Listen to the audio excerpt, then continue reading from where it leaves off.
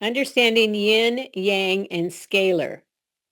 Now, this is really important when you're using Qi coils. Took me a while to figure this out too. Now, I've known about yin and yang for years, right? But it's important to understand how that works in terms of Qi coils. So I tried to figure it out with the science. So here is on your left, you've got the magnetic pole of the Earth, right? And notice there's a geographic pole and there's a magnetic pole. So the rotation of the Earth is not exactly aligned with the magnetic pole. And this pole, magnetic pole, shifts periodically. I forget how often, maybe every 10,000 years or something like that. Okay. And they call it the south. This is crazy. The south magnetic pole, because the north end of a compass needle is attracted to it. So the magnetic field lines are pointed towards that area, and the north magnetic pole is near the south geographic pole. Okay, now we have the spin. We have the spin of, if you're in the North Pole, the Earth is spinning left. On the South Pole, the Earth is spinning right. And then here's a magnet. Check out this magnet. So you have north, and there's the energy. Here's this thing that looks like a torus, and the South Pole. The Earth's magnetic field, notice how this is a double torus? It's that same thing. And the rotation and the magnetic field support each other. They call it a magnetosphere. And so this is very, very powerful. And remember, this is the planet, and okay, you're just like that. You're an electromagnetic sphere of energy. It's subtler than the physical form, and yet it's just as real and just as impactful. Now, the Qi coils impact this field, this energy field that you are in. Your chakras also are a little electromagnetic fields. They spin just like the planet spins. And the coils, if you have two coils, one is a yang coil, one is a yin coil. So the goal is to have energetic balance. All right. And this is the best picture I could find for this.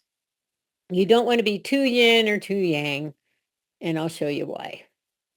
Let's talk about just using the yin coil only. And the reason the little mini one, the smaller kind of bronze colored Qi coil that's just one is yin, is because the yin is awesome.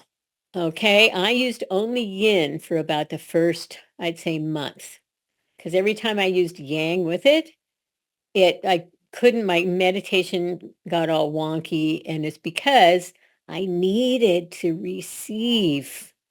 I needed to receive.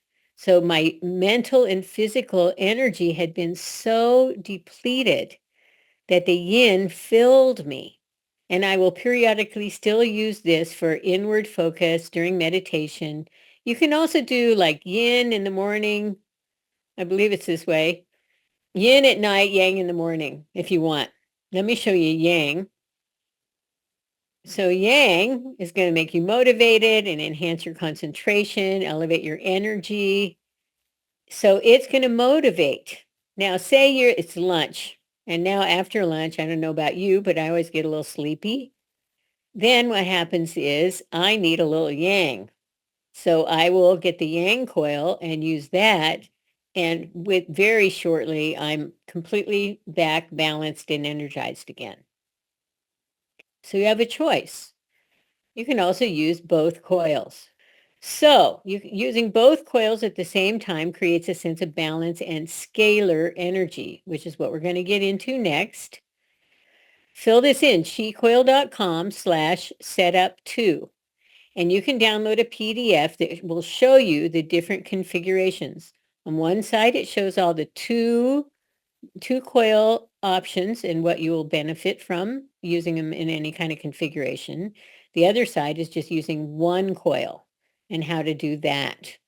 So it's a very valuable tool. Please, please, please download it. So in between two coils, you have these things called Tesla waves. And the technology and the science of this is very interesting because remember in the beginning, I was saying that everything is frequency except for chi. Chi is scalar energy. It has no frequency. It is basically out of phase. So when you're putting one coil on one side of you and one coil on the other, in the middle, you get this scalar energy, which is truly transformational. So just think of all the things we've talked about so far, the sound frequencies, then the Qi coils, and then adding the Qi coils in a configuration so that you get scalar energy. So what is scalar energy? Well, it's produced when there's two equal but opposite waves collide and converge. This is all science, people. The opposing frequencies cancel each other out and keeps them in one place. But the law of conservation of energy says that energy can't be created or destroyed, just converted. So it leaves a longitudinal, static, or stationary form of energy with zero frequency. So we can also call this etheric energy. So what is etheric energy? See that on the bottom right here, this picture of this field, energy field? The energy in this energy field is called etheric energy. And you can also call this the etheric body. And because it's part of you, and yet it's subtler. It's the more sensitive you are, the easier it is to feel this. If you're an empath and you walk into a room, you can feel the energy field in the room of the combination of all the other people, right? That's etheric energy. So scalar cancels out all EMF, all harmful EMF. Wow.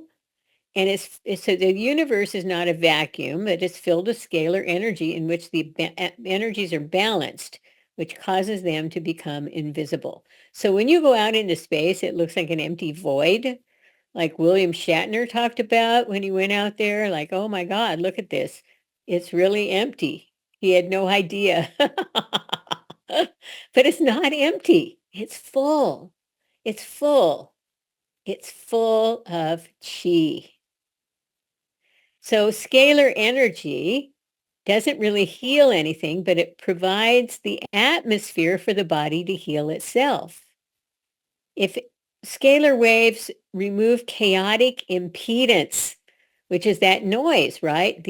Like when I was talking in the beginning about being a sensitive and you walk in and there's all this chaotic energy out there, um, or sound or whatever it is overwhelming to your senses, scalar energy removes that.